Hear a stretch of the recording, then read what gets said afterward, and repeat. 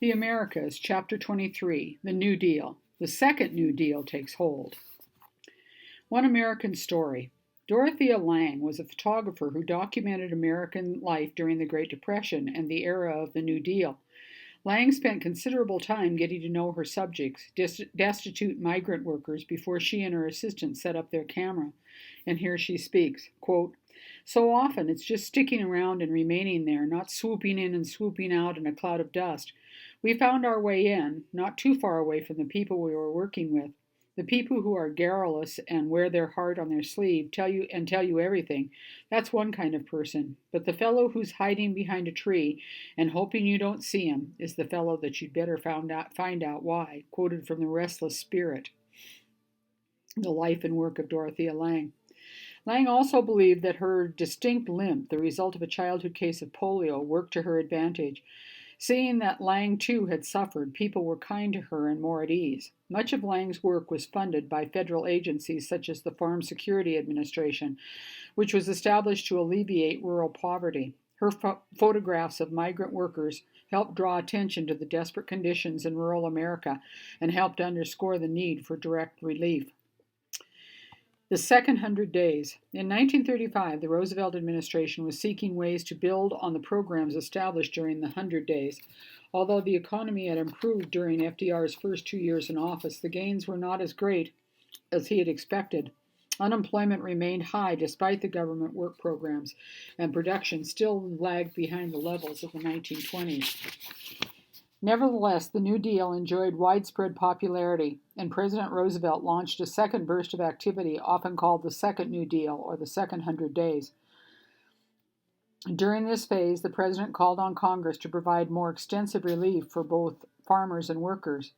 The president was prodded in this direction by his wife, Eleanor Roosevelt, a social reformer who combined her deep humanitarian impulses with great political skills. Eleanor Roosevelt traveled the country, observing social conditions and reminding the president about the suffering of the nation's people. She also urged him to appoint women to government positions. The Second New Deal was underway by the time of the 1936 presidential election. The Republicans nominated Alfred Landon, the governor of Kansas, while the Democrats, of course, nominated President Roosevelt for a second term. The election resulted in an overwhelming victory for the Democrats, who won the presidency in large majorities in both houses.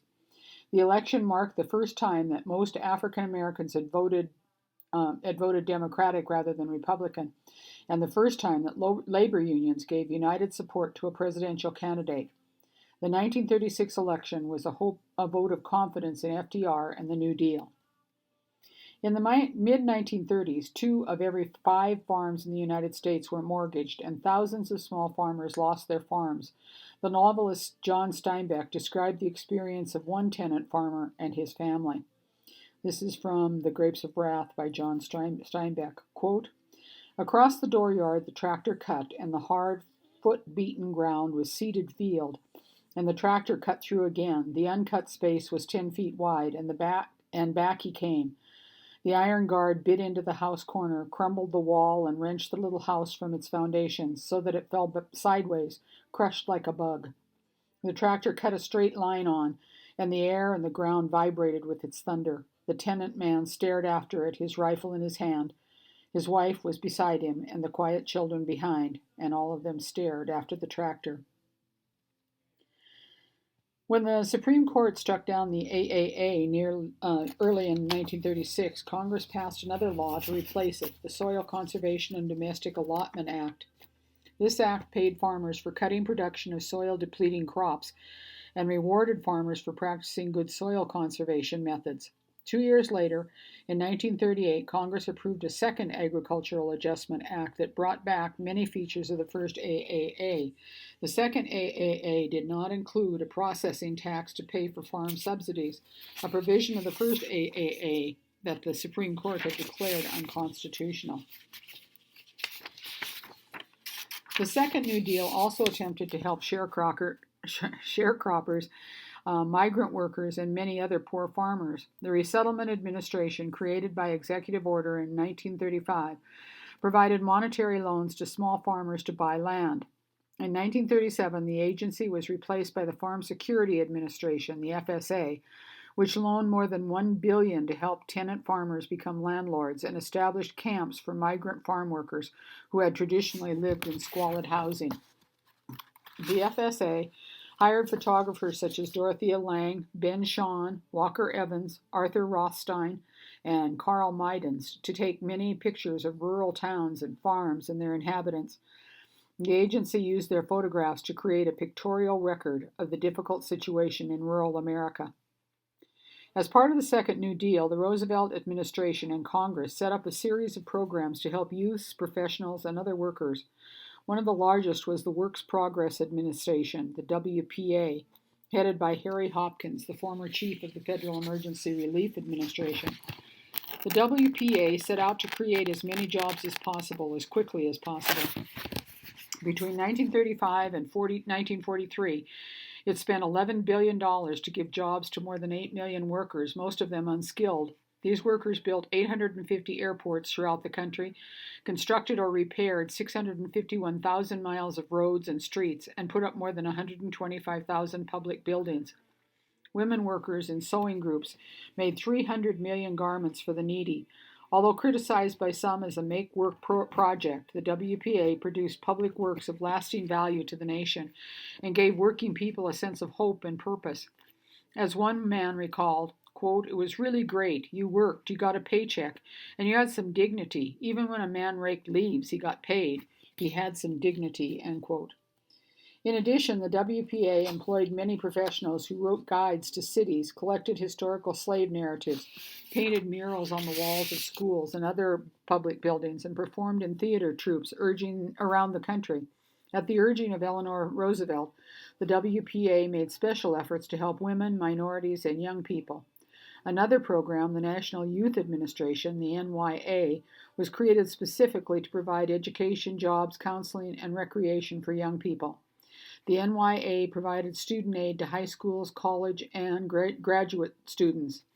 In exchange, students worked in part-time positions at their schools. One participant later described her experience. This is from Helen Farmer. Quote, "I lugged drafts and reams of paper home night after night. Sometimes I typed almost all night and had to deliver it to school the next morning. This was a good program. It got necessary work done. It gave teenagers a chance to work for pay. Mine bought me clothes and shoes, school supplies, some movies, and mad money, candy bars, and big pickles out of a barrel. It gave my mother relief from my necessary demands for money." End quote. For graduates unable to find jobs or youth who had dropped out of school, the NYA provided part-time jobs such as working on highways, parks, and grounds of public buildings. In a speech to Congress in January 1935, the president declared, quote, "When a man is convalescing from an illness, wisdom dictates not only cure of the symptoms, but also removal of their cause," end quote. During the Second New Deal, Roosevelt, with the help of Congress, brought about important reforms in the areas of labor relations and economic security for retired workers. In 1935, the Supreme Court declared the NIRA unconstitutional, citing that the federal government had violated legislative authority reserved for individual states. One of the first reforms of the Second New Deal was passage of the National Labor Relations Act, more commonly called the Wagner Act, after its sponsor, Senator Robert F. Wagner of New York. The act reestablished the NIRA provisions of collective bargaining. The federal government again protected the rights of workers to join unions and engage in collective bargaining with employers. The Wagner Act also prohibited unfair labor practices such as threatening workers, firing union members, and interfering with union organizing. The Act set up a National Labor Relations Board, the NLRB, to hear testimony about unfair practices and to hold elections to find out if workers wanted union representation. In 1938, Congress passed the Fair Labor Standards Act, which set maximum hours at 44 hours per week, decreasing to 40 hours after 2 years. It also set minimum wage at 25 cents an hour, increasing to 40 cents an hour by 1945. In addition, the Act set rules by the employment of workers under 16 and banned hazardous work for those under 18.